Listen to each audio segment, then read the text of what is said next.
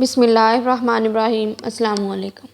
आज जो हमारा केमिस्ट्री क्लास 9 का जो टॉपिक है वो है हम लोग चैप्टर 10 के एक्सरसाइज पार्ट 2 करने जा रहे हैं, जिसमें है constructed response questions, descriptive questions और इन्वेस्टिगेटिव क्वेश्चंस। तो सबसे पहले हम लोग देखते हैं कंस्ट्रक्टेड रिस्पांस क्वेश्चंस।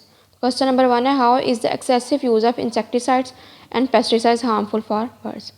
तो एक्सेसिव यूज़ कर दें इंसेक्टिसाइड्स का और पेस्टिसाइड्स का, तो ये बर्ड्स के लिए कैसे हार्मफुल है, तो ये हम लोग देखते हैं। तो अब हम लोग देखते हैं कि एक्सेसिव यूज़ ऑफ इंसेक्टिसाइड और पेस्टिसाइड जो है ये बर्ड्स के लिए कैसे हार्मफुल है। तो सबसे पहले कैसे पॉइजनिंग एंड डेथ, तो पॉइजनिंग कर देते हैं और अल्टीमेटली डेथ कॉज कर देते हैं।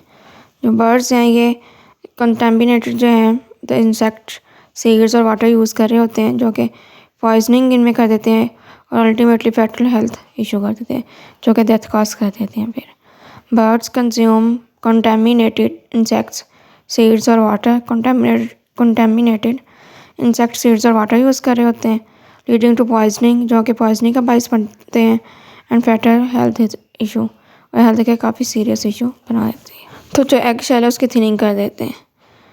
कैसे करते हैं, जो केमिकल्स हैं like DDT, dichloro diphenyl trichloroethane, ये क्या करता है, वीकन एग शेल्स, ये एग शेल्स को वीकन कर देता है, causing them to break easily, और ये मतलब इस तरह इनमें कर देता है कि इनके जो शेल है वो इजीली ब्रेक हो जाए, इनको ऐसे कर देता है।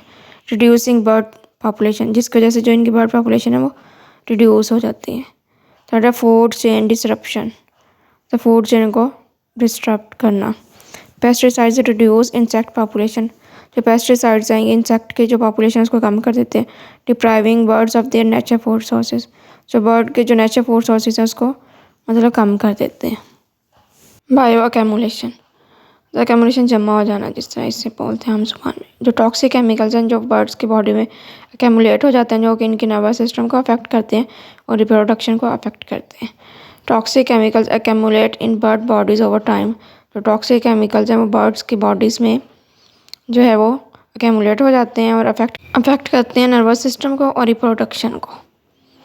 आगे हैबिटेट कंटेमिनेशन, जो pesticides pollute soil and water making bird habitats unsafe for survival, जो पेस्टिसाइड्स हैं वो सॉइल और जो वाटर है उसको भी पोल्यूट कर देते हैं, जिसकी वजह से जो बर्ड हैं वो मतलब अच्छे तरीके से सर्वाइव नहीं कर सकते अपने हैबिटेट में। Percentage of carbon dioxide in air is only 0.04%, जो कार्बन डाइऑक्साइड की जो परसेंटेज है एयर में वो 0.04% है। Then how does it become harmful for the ecosystem, तो यह इकोसिस्टम के लिए कैसे हार्मफुल है, तो ये हम लोग देखते हैं। इवन दो जो कार्बन डाइऑक्साइड है वो 0.04% है एयर में, लेकिन ये हमारे इकोसिस्टम के लिए हार्मफुल है। कैसे, green house effect and global warming, जो ग्रीन हाउस इफेक्ट कॉज करती है ग्लोबल वार्मिंग। जो कार्बन डाइऑक्साइड है traps heat in the atmosphere, carbon dioxide जो है वो हीट को ट्रैप कर देती है एटमॉस्फेयर में, जो कि ग्लोबल टेम्परेचर राइज कर देती है और क्लाइमेट चेंज कर देती है।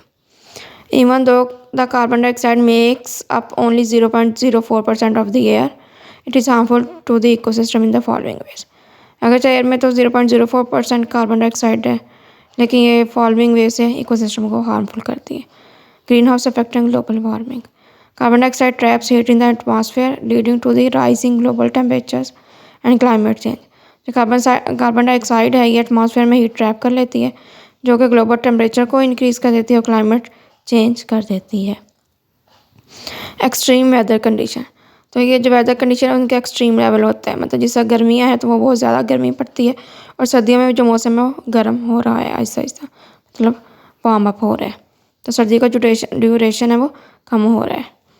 तो increase carbon dioxide levels contribute to storms, droughts and unpredictable weather pattern, carbon dioxide का जो लेवल है वो इंक्रीज़ करने से मतलब कहत भी आ रहा है, तूफ़ान भी आ रहा है, और जो अनप्रिडिक्टेबल वेदर पैटर्न है मतलब वो प्रिडिक्ट नहीं कर सकते वो वाला वेदर पैटर्न आ रहा है, मतलब कि गर्मियों का जो ड्यूरेशन है वो बढ़ रहा है और जो सर्दियों का ड्यूरेशन है वो कम हो रहा है। और जो ओशन की है उनकी एसिडिफिकेशन हो रही है, जब कार्बन डाइऑक्साइड जो है वो सी वाटर में डिसॉल्व हो जाएगी तो ये कार्बोनिक एसिड बनाएगी, जो कि मैरीन लाइफ के लिए और कोरल रीफ के लिए हार्मफुल है। और ocean acidification, carbon dioxide dissolves in sea water, carbon dioxide जो सी वाटर में डिसॉल्व हो जाएगी फॉर्मिंग कार्बोनिक एसिड, जो कि एक वीक एसिड है which harms marine life and coral reef, जो कि मैरीन लाइफ को और कोरल रीफ्स के लिए काफ़ी हार्मफुल है। आगे है melting of polar ice cap. तो जो पोलर आइस कैप है उनकी मेल्टिंग हो रही है टेम्परेचर इंक्रीज होने से। Higher temperature cause glacier to melt. जो हायर टेम्परेचर है वो ग्लेशियर्स हैं उनको मेल्ट कर रहे हैं, leading to rising the sea level and habitat loss. जो हाई सी लेवल है उसको राइज कर रहे हैं, हैबिटेट लॉस हो रहा है, जिसकी वजह से काफ़ी एक्सट्रीम वेदर चेंजेस आ रही हैं, फ्लड्स आ रहे हैं और जो है हैबिटेट को डिस्ट्रॉय कर रहे हैं। Disturbance in ecosystem. जब कार्बन डाइऑक्साइड की कंसनट्रेशन ज़्यादा होगी तो ये इकोसिस्टम की डिस्टर्ब करेगी। जैसे क्लाइमेट चेंज है, ये अफेक्ट करती है प्लांट की ग्रोथ पे, एनिमल माइग्रेशन कर देती है, बायोडाइवर्सिटी पे अफेक्ट करती है, डिस्टर्बिंग नेचुरल बैलेंस। जो नेचुरल बैलेंस है उसको भी डिस्टर्ब कर देती है। Climate change affects plants growth, animal migration and biodiversity, disrupting natural balance. और जो क्लाइमेट चेंज है वो प्लांट की ग्रोथ को अफेक्ट करती है, एनिमल माइग्रेशन करवा देती है, एनिमल को एक जगह से दूसरी जगह मूव करवा देती है, एंड बायोडाइवर्सिटी और डिसरप्टिंग नेचुरल बैलेंस, जो कि नेचुरल बैलेंस को भी डिसरप्ट करती है और बायोडाइवर्सिटी पे भी अफेक्ट करती है। दस even in small amount access carbon dioxide has a significant impact on the environment. Even के जो स्मॉल अमाउंट है कार्बन डाइऑक्साइड की वो भी सिग्निफिकेंट रोल प्ले करती है हमारे इकोसिस्टम में और इन्वायरमेंट पे।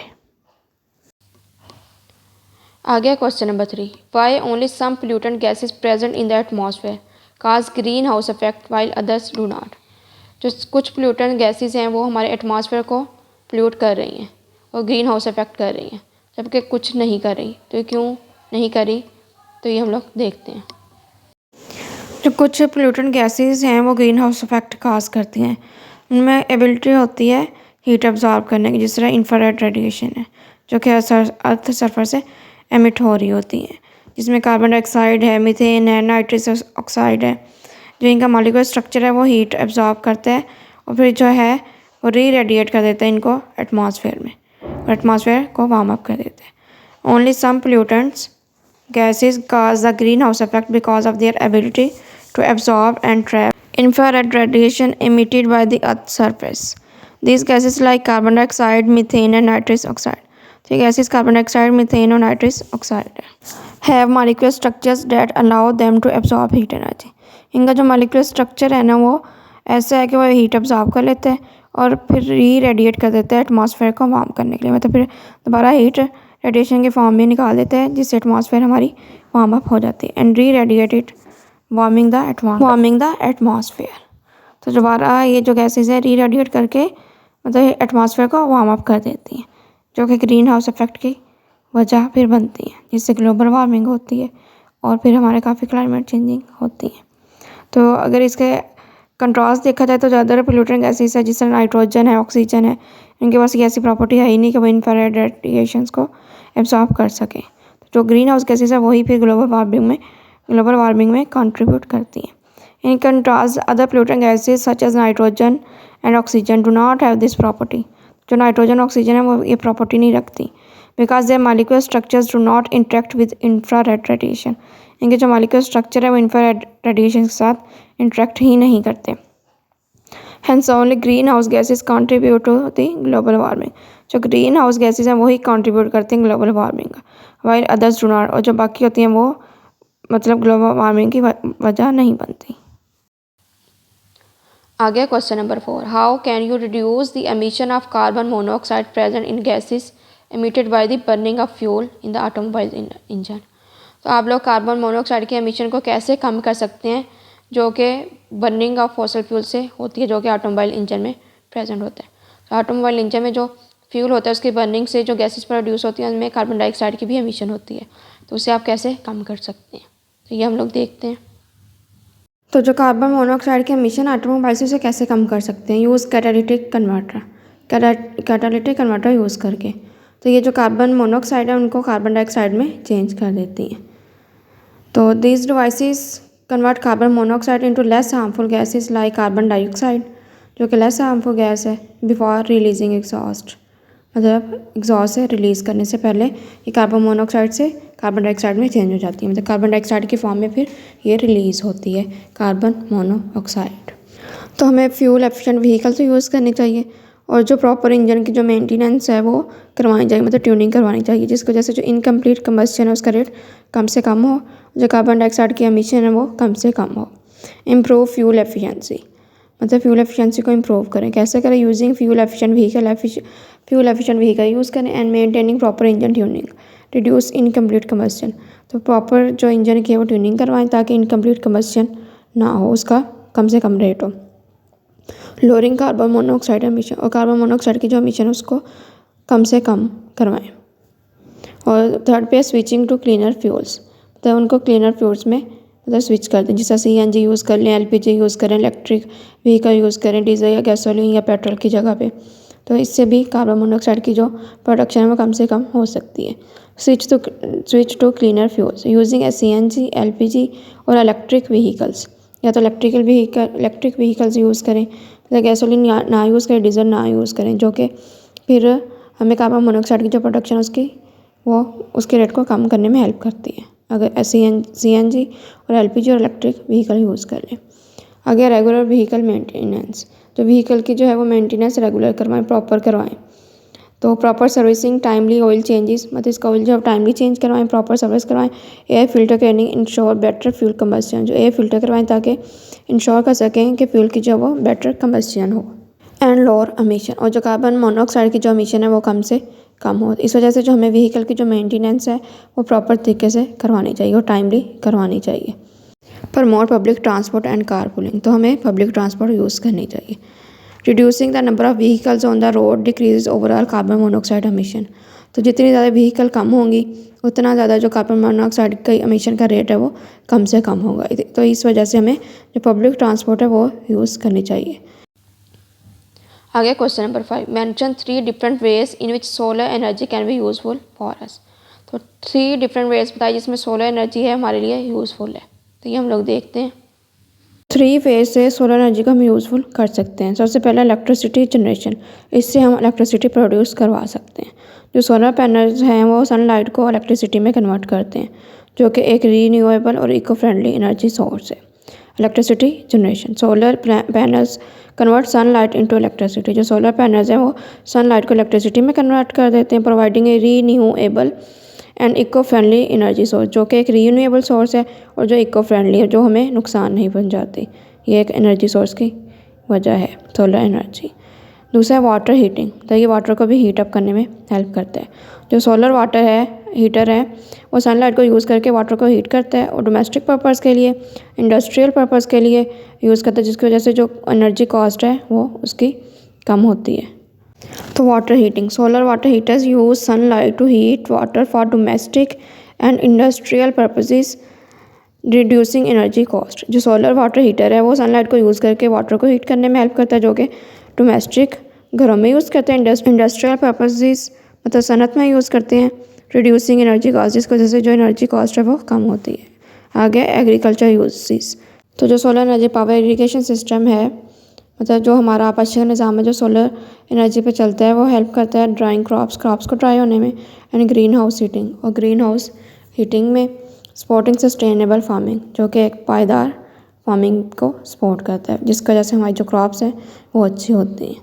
तो एग्रीकल्चर में भी इसका यूज़ है, वाटर को हीट करने में भी इसका यूज़ है, और ये हमें इलेक्ट्रिसिटी जो है वो भी प्रोड्यूस करवाने में हेल्प करते हैं। तो ये इको फ्रेंडली है और ये लो कॉस्ट पे हमें इलेक्ट्रिसिटी प्रोवाइड करता है। आगे डिस्क्रिप्टिव क्वेश्चंस। क्वेश्चन नंबर 1 है describe the harmful effects of the major pollutants present in air. तो हार्मफुल इफेक्ट बताएं जो मेजर पोल्यूटेंट्स हैं एयर में प्रेजेंट है। तो ये हम लोग देखते हैं। तो ये हैं मेजर एयर पोल्यूटेंट्स, मतलब 7 मेजर एयर पोल्यूटेंट्स हैं और जिनके हार्मफुल इफेक्ट्स हैं। कार्बन मोनोऑक्साइड के, नाइट्रोजन के ऑक्साइड के, ऑक्साइड्स ऑफ सल्फर के, हाइड्रोकार्बन्स के, पार्टिकुलेट मैटर है, आगे ओजोन है। तो ओजोन नेक्स्ट फेज पे है।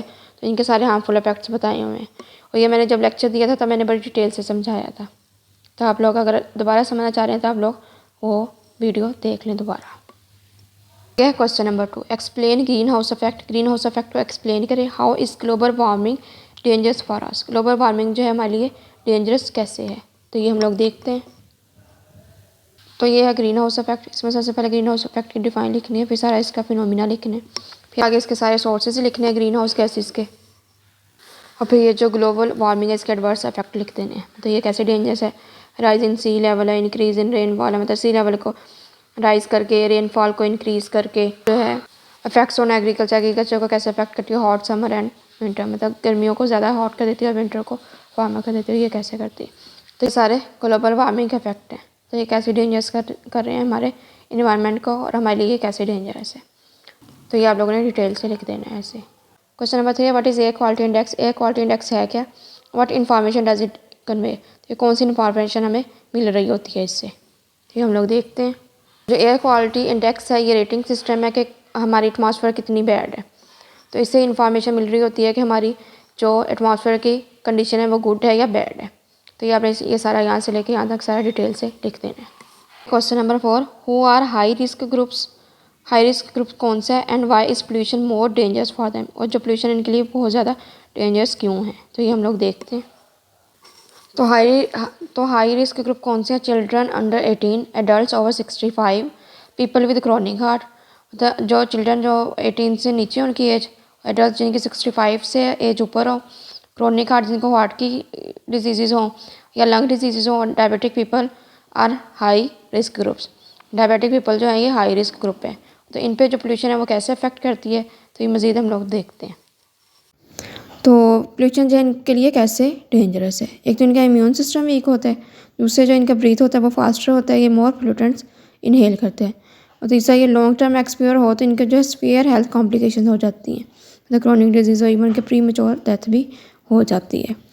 तो why pollution is more dangerous for them, जो पोल्यूशन है मोर डेंजरस क्यों है इनके लिए, their immune system are weaker, इनका जो इम्यून सिस्टम है वो वीकर होता है और स्टिल डेवलपिंग, और अभी भी डेवलप हो रहा होता है।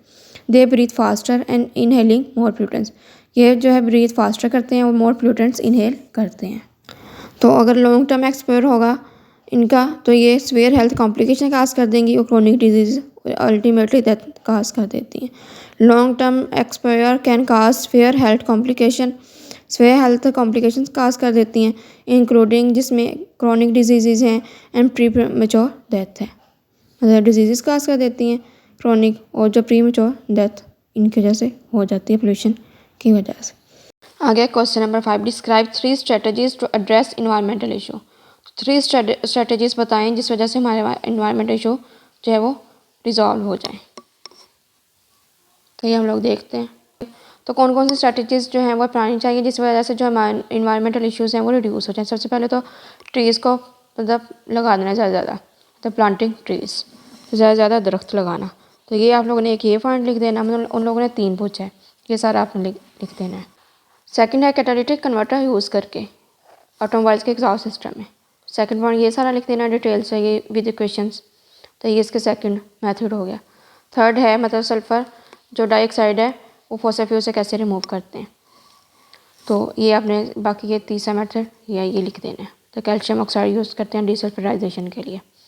तो जो चौथा है वो ये है कि रीन्यूएबल सोर्सेज यूज़ करके, तो ये सारा ये डिटेल से लिख देना। इसके 4 पॉइंट्स हैं तो आपने डिटेल से लिख देने हैं। आगे है इन्वेस्टिगेटिव क्वेश्चन नंबर 1 है major Pakistani cities experience a very high air quality index in winter which renders them the most polluted cities in the world. तो मेजर पाकिस्तानी सिटीज़ हैं वो ज़्यादा एयर क्वालिटी इंडेक्स रखते हैं सर्दियों में, जिसकी वजह से वो दुनिया के मोस्ट पोल्यूटेड सिटीज़ में आ रहे हैं। Point out some of the major causes of high air quality index in this cities, तो इनके जो पॉइंट आउट करने हैं कौन कौन सी वजह बन रही है हाई क्वालिटी इंडेक्स की इन सिटीज़ में, तो ये हम लोग देखते हैं। तो जो पाकिस्तानी सिटीज़ में ड्यूरिंग विंटर जो मेजर काज क्या है हाई क्वालिटी इंडेक्स की, सबसे पहले smoke formation, cold temperature trap pollutants close to the ground increasing smoke level. जो कोल्ड टेम्परेचर होता है ना वो पोल्यूटेंट्स को ट्रैप करके ग्राउंड के क्लोज कर ले आता है, जिसकी वजह से जो स्मोक का लेवल है वो इंक्रीज़ हो जाता है। व्हीकुलर इमिशन, मतलब जो एक्सेसिव ट्रैफिक यूज़ करते हैं और पुअर फ्यूल क्वालिटी होती है जिसकी वजह से कार्बन मोनोऑक्साइड और नाइट्रोजन ऑक्साइड रिलीज़ हो रहे होते हैं एटमॉस्फेयर में।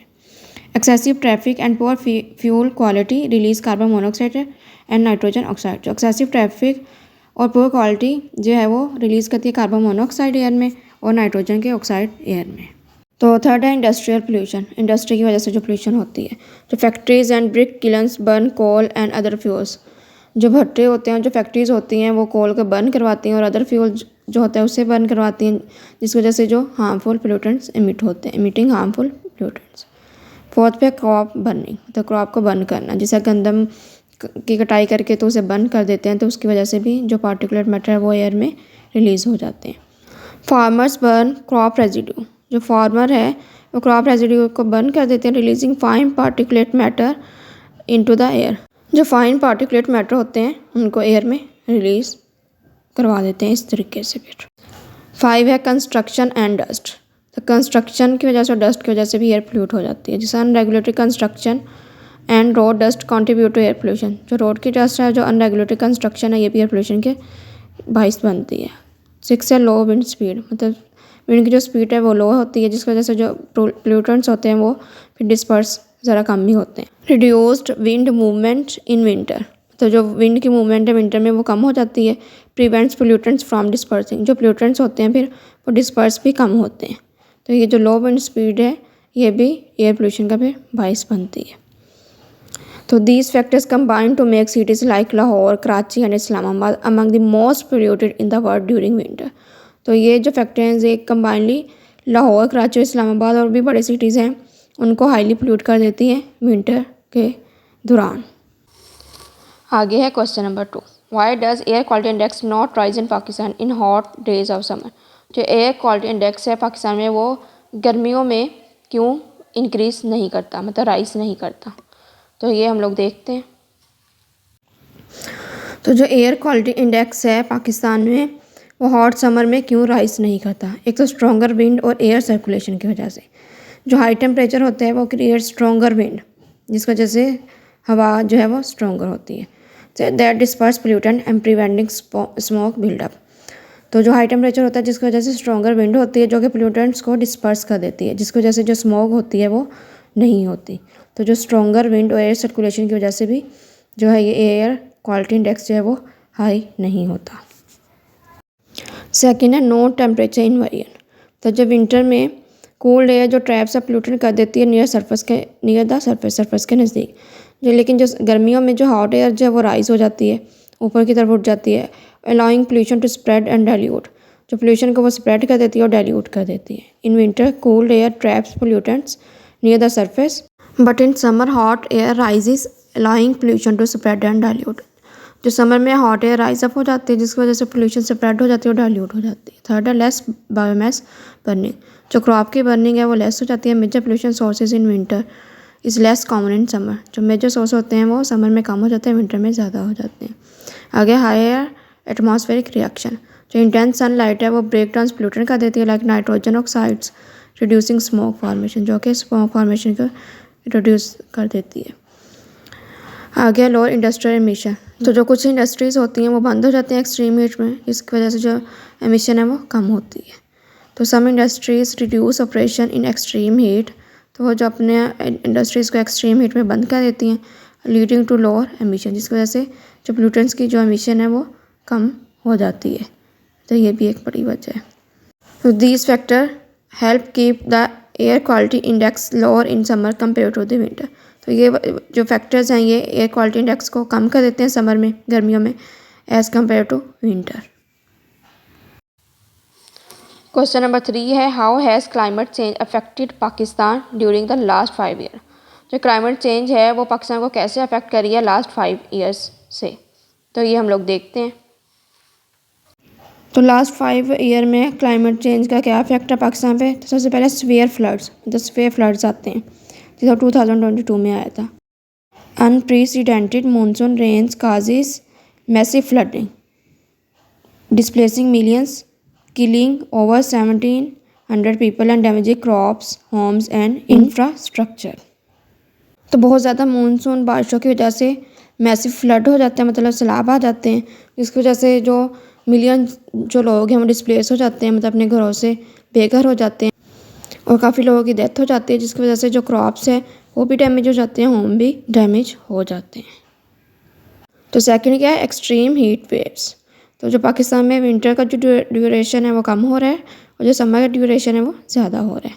तो Pakistan experience record breaking temperature. जो पाकिस्तान है वो रिकॉर्ड ब्रेकिंग टेम्परेचर एक्सपीरियंस कर रहा है, specially in Sindh and Punjab, Sindh और पंजाब में, leading to droughts, water shortage and health crisis. जिसकी वजह से कहत पड़ा पानी की कमी हो रही है और जो हेल्थ के क्राइसिस हो रहे हैं, मतलब हेल्थ के काफ़ी ज़्यादा इश्यूज़ हो रहे हैं। तो ग्लेशियर की जो है वो मेल्टिंग हो जाती है and glacier lake outburst floods, मतलब ग्लेशियर के जो लेक है उनके आउटबर्स्ट होने से फ्लड आ जाते हैं। जो रैपिड मेल्टिंग हो जाती है ग्लेशियर्स की नॉर्थर्न रीजन्स में, जो कि फिर हाई रिस्क हो जाता है ग्लेशियल लेक आउटबर्स्ट फ्लड का, जिसकी वजह से जो लोकल कम्युनिटी है उनको खतरा होता है। Rapid melting of glaciers in the northern region increase the risk of glacial lake outburst floods threatening local community. तो जो रैपिड मेल्टिंग होती है ग्लेशियर्स की, तो वो फिर लोकल कम्युनिटी को के लिए थ्रेट है। फोर्थ है एग्रीकल्चर लॉसेस, तो एग्रीकल्चर का लॉस हो जाना। Irregular rainfall and heat stress reduce wheat cotton and rice yields affecting food security and the economy. मतलब जो इरेगुलर रेनफॉल होता है और हीट स्ट्रेस होता है, ये वीट की प्रोडक्शन को, कॉटन की और राइस की और भी डिफरेंट जो क्रॉप्स होती हैं उनकी प्रोडक्शन को कम कर देता है, जिसकी वजह से जो हमारी फूड अफेक्ट होती है और फिर इसकी वजह से हमारी इकोनॉमी भी अफेक्ट होती है। 5 है air pollution and smoke, rising emission and deforestation and crop burning worst air quality. तो जो एमिशन होती है राइस और जंगलात का कटाव और जो क्रॉप की बर्निंग होती है वो एयर की जो क्वालिटी उसे बैड बना देती है, particularly in cities like Lahore causing health problem, specially Lahore में जो कि हेल्थ प्रॉब्लम काज कर रही होती है। तो जो पाकिस्तान की क्लाइमेट है वो सबसे बुरी क्लाइमेट है बाकी कंट्री से, तो इसकी वजह से हर साल पाकिस्तान को चैलेंजेस का सामना करना पड़ता है। Pakistan remains one of the most climate vulnerable countries. तो जो पाकिस्तान है वो सबसे वल्नरेबल कंट्री है क्लाइमेट के लिहाज से, क्लाइमेट चेंज के लिहाज से, with increasing challenges every year. तो हर साल इसको चैलेंजेस का सामना करना पड़ता है। तो यहाँ तक था हमारा लेक्चर। अगर कोई क्वेश्चन है तो कमेंट सेक्शन में पूछ सकते हैं। अगर आपको लेक्चर अच्छा लगे तो अपने क्लास फेलोज़ के साथ शेयर करें। मिलते हैं एक नए लेक्चर के साथ, एक नई वीडियो के साथ, एक नए टॉपिक के साथ। तब तक के लिए अल्लाह हाफिज़।